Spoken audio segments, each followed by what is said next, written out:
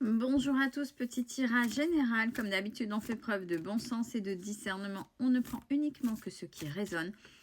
En totalité ou en partie, si ça ne résonne pas, c'est que le tirage n'est pas fait pour vous. Vous switchez. Tirage avec mon petit oracle, la trappe de la trappe rêve. N'oubliez pas, il est en vente. Le grand et le petit format, je ferai un rappel, je ferai un post exprès. Allez, c'est parti. De quoi est-il question aujourd'hui? Oh, ben ça commence bien. On parle de l'énergétique, on parle de l'ego spirituel, on parle des attaques occultes, on parle de tout ça.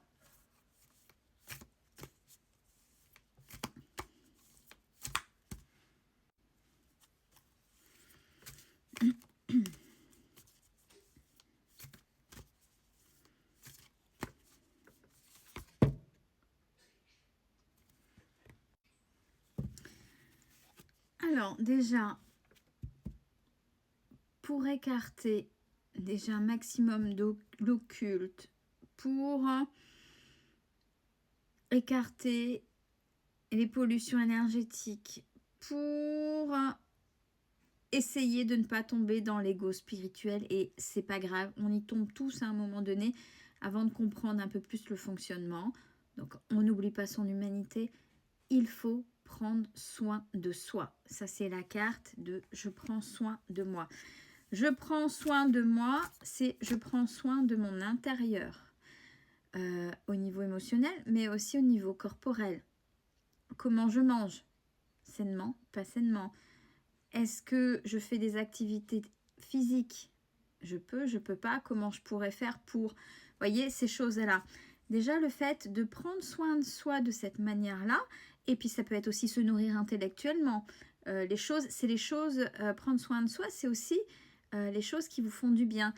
Par exemple, j'aime lire, j'aime peindre.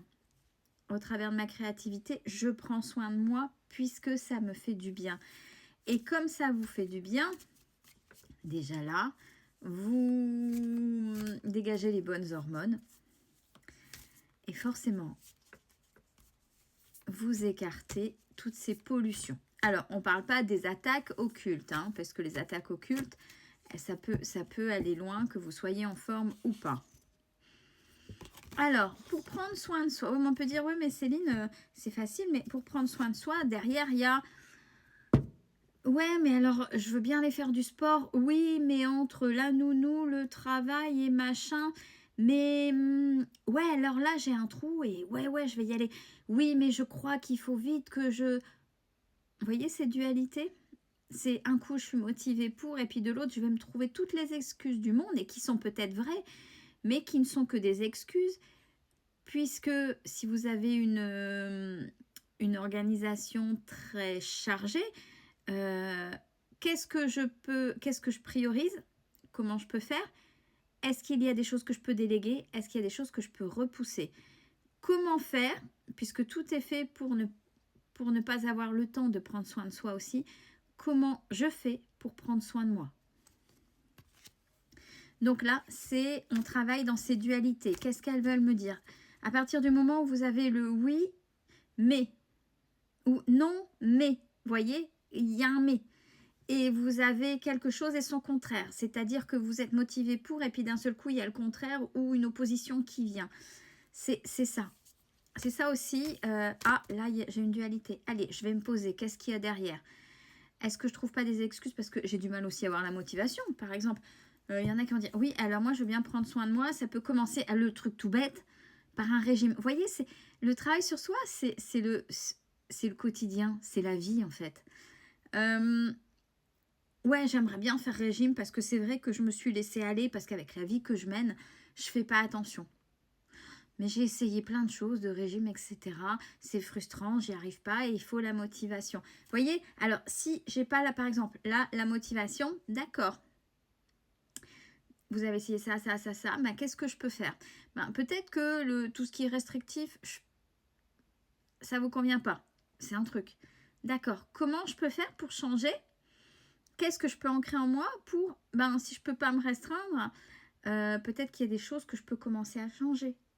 Si par exemple, je ne peux pas me restreindre au niveau de la quantité, comme là je parle de régime, mais on peut faire dans plein d'autres domaines, vous voyez, dans les dualités qui viennent vous chercher, Et tout doucement, vous allez déconstruire un quotidien que vous avez construit tout doucement aussi, mais qui vous a affaibli, qui vous a toxifié, pas détoxifié, qui vous a toxifié, qui était très toxique pour vous. Ben là, il faut faire le chemin inverse. Comment je peux faire pour revenir en arrière, pour reprendre soin de moi avec le rythme que j'ai? Quand je parle de ça, les gens le savent et sont motivés, même si en pratique c'est compliqué. Il y a le phénix qui renaît de ses cendres. Donc il y a des gens qui se disent « Ouais, je sais pas comment, même si de temps en temps la motivation va me manquer, je vais y aller, je sais, il le faut là, c'est bon, j'ai compris plein de choses, je vais y aller. » Il y a quand même une motivation profonde, même si organisationnelle, il y a cette dualité qui vient vous chercher. Et bien sûr, ça passe par le réalignement. Donc, pour ceux qui travaillent, qui vont en énergétique, le réalignement des chakras. Si vous allez voir un énergéticien ou une énergéticienne, c'est les 7 centres énergétiques principaux. Vous pouvez aller voir, vous renseigner ce qu'il y a derrière chaque chakra. Et vous verrez que derrière chaque chakra, c'est bien fait. Parce que des fois, on peut dire, ouais, je suis allée voir un énergéticien, une énergéticienne. Oh, il m'a réaligné mes chakras. Je suis content ou contente de dire ça. Qu'est-ce que c'est un chakra? Et qu'est-ce qu'il y a? Et qu'est-ce qu'il y a, par exemple, au chakra racine? Qu'est-ce que ça veut dire, le chakra racine? Le plexus solaire, qu'est-ce que ça veut dire? Le hara. C'est quoi le hara? Mais il y a un deuxième nom. Le laryngé ou le gorge, qu'est-ce qu'il y a derrière? Si vous arrivez à vous intéresser à l'alignement des chakras, vous allez voir que c'est le réalignement de toutes les choses corporelles. Ça va de l'action et tout doucement, on va vers les pensées, l'intellect, etc., les croyances, mais dans tout ce que vous êtes, en fait. C'est ça. Allez voir ce que signifie et vous comprendrez. Ah, il m'a réajusté, rééquilibré ou nettoyé, peu importe. Le plexus solaire. Ah ouais, c'est parce que c'est vrai que derrière le plexus solaire, c'est vrai que ça fait résonance avec moi. Voyez, essayez de vous intéresser, pas dire simplement, bah, je suis allée voir quelqu'un, ça m'a fait du bien.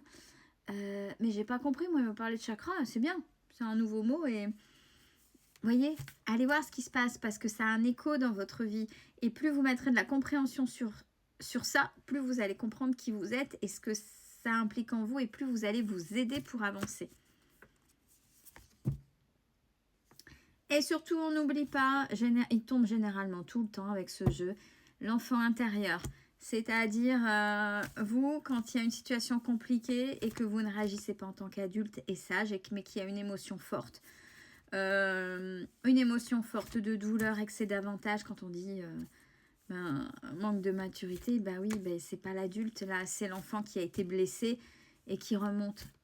Ça passe obligatoirement par ça, puisqu'il y a des blessures d'enfance qu'il faut aller rechercher.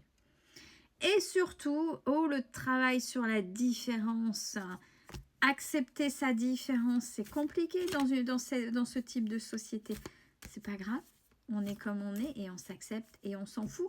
Si les gens vous mettent de côté, il y en a qui vous accepteront. Il y en a qui vous accepteront comme vous êtes. Je vais y arriver. Ça y est, la bafouille arrive.